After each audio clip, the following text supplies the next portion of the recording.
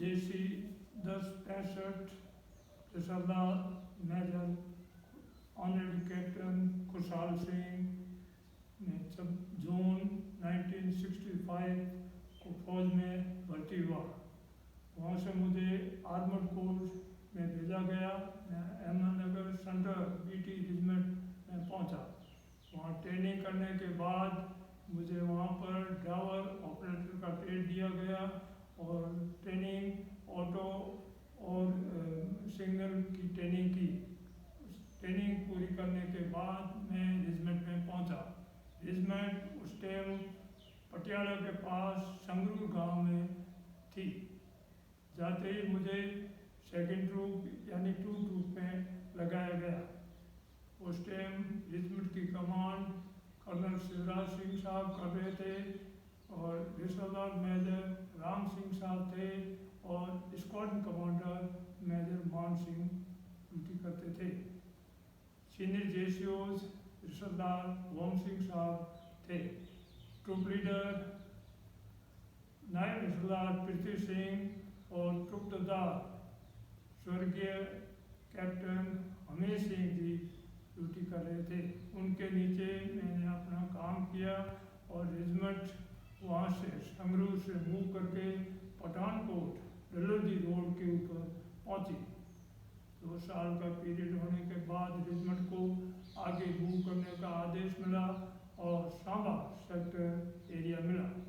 सांबा में जाने के बाद ध्यानी करके गांव वहाँ पर हमने अपना डिस्पर्सल लिया। ये नवंबर लास्ट की बात है।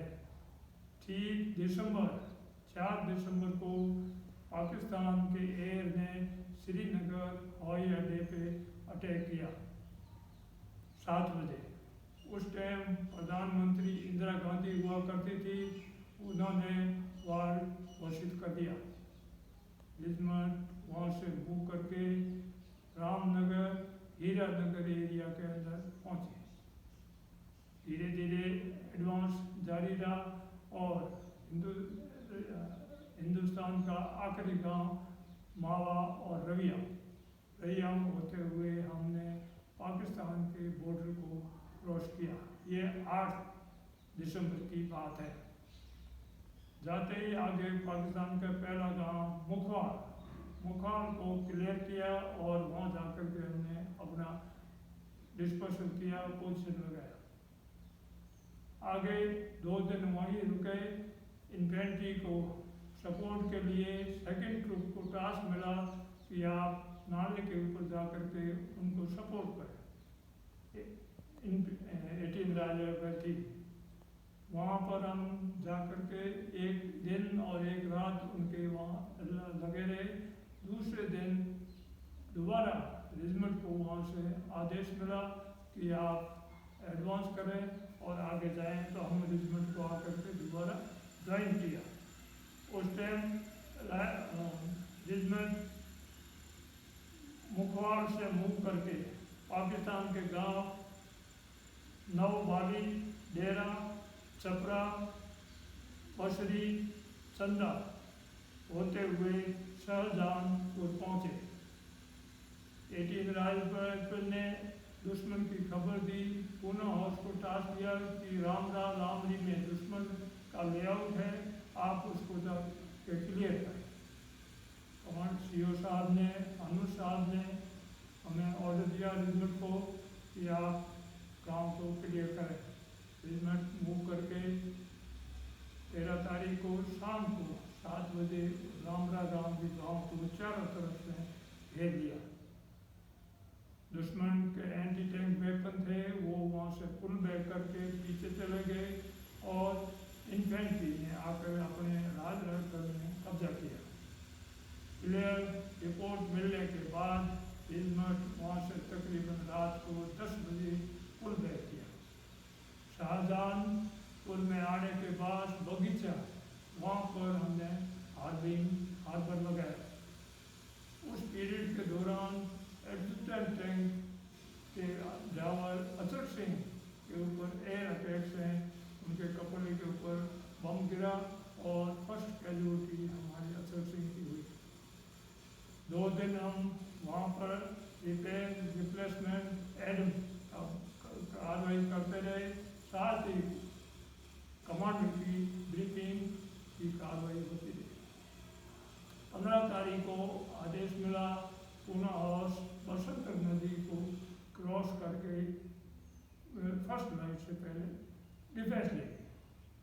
सीओ साहब जनरल हनुमत सिंह साहब थे, उन्होंने हमारे साथ इंजीनियर की डेट थी, वो अटैच थी, उनको आदेश दिया कि आप जाएं माइन फील्ड के अंदर एंटी टैंक माइन और पर्सनल माइन लगे हुए हैं, उसको क्लियर करके हमें निकलने के लिए गैप बनाए।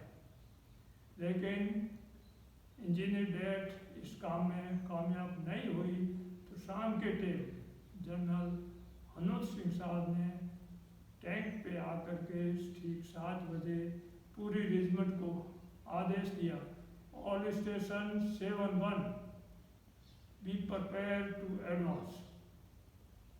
उसके बाद कमांडरों को बुलाया गया, वहाँ ब्रीफिंग की कार्रवाई हुई, रेजिमेंट जल्दी तैयार होकर के मूव के लिए रेडी हो गया। ठीक 8 बजे जनरल साहब ने सीओ साहब ने दोबारा आदेश दिया कि ऑल स्टेशन 7-1 विजय या वीर गति, Ajay you will lead, move now out. Ajay साहब उस टाइम 2IC की ड्यूटी करते थे, लेकिन प्रेजेंट सी स्क्वाड के ओसी साहब के कोई चोट लगने से धारीवाल साहब पीछे चले गए थे, तो 2IC साहब को कमांड दी सी स्क्वाड के। अजय साहब ने एडवांस शुरू कर दिया, दिए हुए ऑर्डर ऑफ मार्च के मुताबिक रेजिमेंट पूरी मूव कर गई। जैसे ही हमने मूवमेंट किया, एयर अटैक शुरू हो गया। पाकिस्तान को पता होने लग गया, क्योंकि रेजिमेंट पूरी मूव करती है, डस्ट की आवाज़ की वजह से पूरा पता लग ही जाता है। उनके ओपी वगैरह वहाँ प्रेजेंट थे, उन्होंने पूरी खबर देनी शुरू कर दी कि आर्मी की यूनिट यहाँ से मूव कर रही है। तो उन्होंने हमारे ऊपर बमबारी इतनी कर दी कि दीपावली की रोशनी भी जगमगाती है, क्या कर सकती है।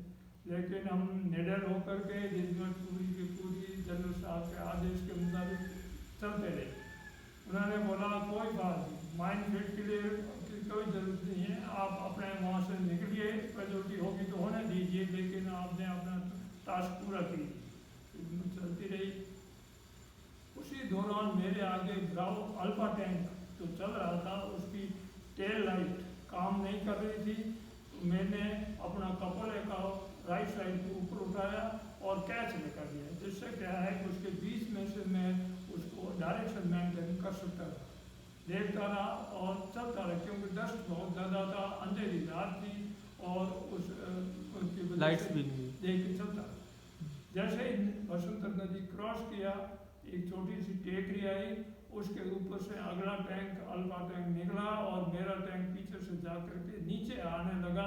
उस टाइम एयर बर्स्ट, दोनों टैंकों के बीच एयर बर्स्ट हुआ और उसका एक पीस मेरे कपोले के अंदर से होता हुआ मेरे सिर पे, हेलमेट पहना हुआ था, हेलमेट को क्रॉस करते हुए मेरे राइट साइड में सिर में आकर के लगा और दोबारा हेलमेट के अंदर से निकल गया और मेरे मुंह में छोटे मोटे पीसेज लगे। इंजरी होने से कमांडर ने बोला कि आप पीछे आ जाए। मैंने बोला पीछे नहीं आ सकते, बहल हो जाएगी पूरी कानवाई, आप मेरे पट्टी बांध दीजिए।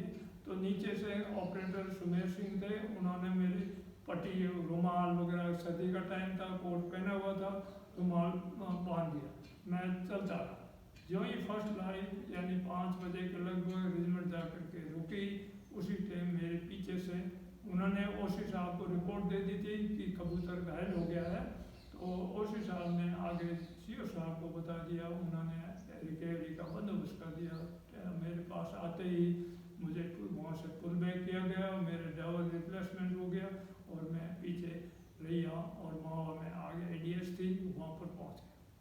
वहाँ से उन्होंने पठानकोट MH में रेफर किया। पठानकोट ने वहाँ से हमें जलंधर हॉस्पिटल में भेज दिया गया। यहाँ तक थी मेरे को मालूम। आगे की कार्रवाई सवेरे फर्स्ट लाइट होते ही रेजिमेंट ने डिफेंस ले लिया और अगर हम उसमें डिले करते हैं माइनफील्ड क्लियर का इंतजार करते हैं तो पाकिस्तान अपना डिफेंस ले लेता है, तो हमें बसंतर को क्रॉस नहीं करने देता। लेकिन जनरल साहब मनोज सिंह साहब ने अपना इनिशिएटिव यूज़ करते हुए, कैजुअलिटी की परवाह ना करते हुए टास्क के ऊपर पहुंचना ज़रूरी समझा और डिफेंस ले लिया और लड़ाई वहाँ से शुरू हो गई। और अगर डिले करते तो हम लेट हो जाते। पाकिस्तान जो फखरे इनका पाकिस्तान ने खिताब दिया है उसके लांच लग जाता। जनरल साहब के तो ईस्ट था, वो जो भी ध्यान से अपने रेजिमेंट को गाइड करते थे। वहाँ गन्ने के खेत वगैरह थे, फसलें थी, एंटी टैंक वेपन लगे थे, इन्फेंट्री बुरी तरह से लगी हुई थी, क्लोज फाइट हो रही थी। और रेजिमेंट मेरे ख्याल से पाकिस्तान की रेजिमेंट 13 लांसर थी, वो अंधाधुंध आ रही थी, टैंक टू टैंक फाइट चल रही थी। उस रेजिमेंट के 52 टैंक जो है उन्हें उसने डिस्ट्रॉय किए। और उस लड़ाई के दौरान सेकंड लेफ्टिनेंट अरुण खेत्रपाल साहब थे जो बहादुरी के साथ लड़ाई करते हुए वीर गति को प्राप्त हुए, जिनको पीवीसी मिला। इंडियन आर्मी के अंदर दो ही ऐसी यूनिट, एक ही यूनिट पूना हाउस है जिसके अंदर 2 पीवीसी मिले हुए हैं और एमवीसी एमआर के कोई गिनती नहीं है। तो ये बहादुरी रेजिमेंट, कौमी रेजिमेंट होने के नाते उन्होंने अपने एक वीरता का परिचय दिया, पूरी रेजिमेंट को डिस्ट्रॉय किया। और शाम के टाइम 16 तारीख को सीज फायर हो गया। सीज फायर होने के बाद हम वहाँ पर डिप्लॉयमेंट हो गए। उनकी यूनिट का एक मेजर साहब बाद में सीओ साहब के पास, जनरल हनुर साहब के पास आया था। उसने बोला हमने पहले भी जान लिया है कि ये फखरे हिंद हो सकती है, पूर्ण रेजिमेंट उसके अलावा कोई जोशी रेजिमेंट नहीं हो सकती। और पूरी रेजिमेंट से मैं अकेला बचा हूँ। और जो हिंदुस्तान पाकिस्तान अलग होने के ऊपर जो एक लांसर स्क्वाड्रन था, कैंप कर्नी स्क्वाड्रन, वो पाकिस्तान में चला गया था और सिख स्क्वाड्रन हमारी यूनिट में आ गया था। तो वो बता रहा था कि जब आपके साथ थे कैंप कर्नी स्क्वाड्रन, उस टाइम मेरे परदादा आपकी यूनिट के अंदर सरदार मेजर हुआ करते थे। मैं उन्हीं का ऐसा सुनने में आया। बाकी रेजिमेंट तो ज़्यादा मैं डिटेल नहीं बता सकता। सबको पता है कि कैसे रेजिमेंट है, कैसे अफसर है, कैसे जेसीओज हैं, कैसे जवान। तो मैं ये आपसे रिक्वेस्ट करता हूँ कि जिस तरीके से हमारे बुजुर्गों ने हमारी स्पीड को कायम रखा है, जोश रखा है, उसी तरीके से अब आने वाले अफसरों से भी मैं रिक्वेस्ट करता हूँ साहिबान और जवान भाइयों से कि आप उसको रिकॉर्ड को मेंटेन रखेंगे। हम आपके ऊपर बहुत उम्मीद है। जय माता जी की।